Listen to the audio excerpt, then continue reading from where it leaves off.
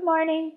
I'm going to show you how I generally flatten a Keynote into a flattened PDF. And what a flattened PDF means is that I'm taking all of these movable parts and making it so that somebody cannot copy and paste it and someone can't move it. The people who draw the graphics often require that we flatten it because otherwise someone can open it with a PDF program and just copy and paste out the graphics. Plus, it ensures that the fonts and stuff look the same. It's a pretty common process, and I use this a lot, so feel free to refer to it at any point. So basically, I take my Keynote, and first I'm just going to export it to PDF, choose the best quality, because that keeps the graphics really nice and whatnot. Click Next, and just save it somewhere. I usually just save it on the desktop since this is really kind of a temporary file. It might take a minute. For large files, it can take quite a while. All right, so that popped up there. Then I'm going to run it through Automator. I would have already done a screencast on what Automator is. I'm using my PDF to JPEG to PDF, and it says 2. The number doesn't matter. So basically, this is taking the PDF and it's making them all pictures, and then taking those pictures and making it back into a PDF. So I take my file, drop it in there, and click Run.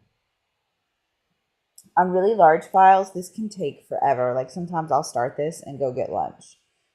This file is not too big, so it shouldn't take too long. And you'll see it running there. And at some point, you should double check. And most of the time, I go ahead and tell it to make it 792 by 612. This is my letter size.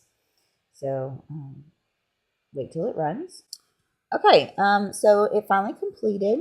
I went ahead and fast forwarded to that. And by the way, I give my output file name a random number just so that I can differentiate between, hey, that's the original, and then this is the new one. And let me see if I can show you the difference real quick.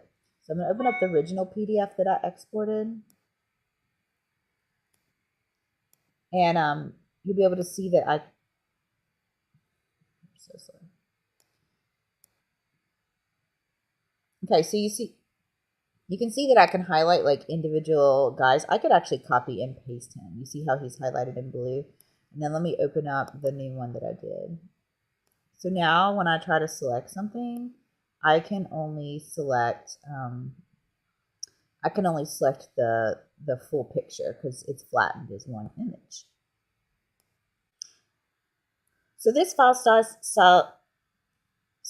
size tends to be quite large, so you're just going to run it through PDF Squeezer, and I'll do a separate tutorial about that. So you're just going to drop it in there. I usually do 300 DPI at 75%. I find that gives a nice crisp image. Wait just a little bit.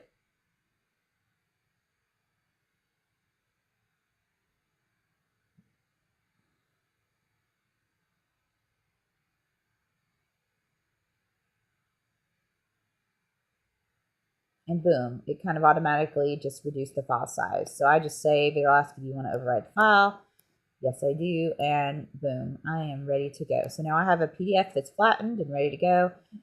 What I usually do is just copy and paste that, delete that one, and then just rename it. And now my file is ready to be uploaded to TPT.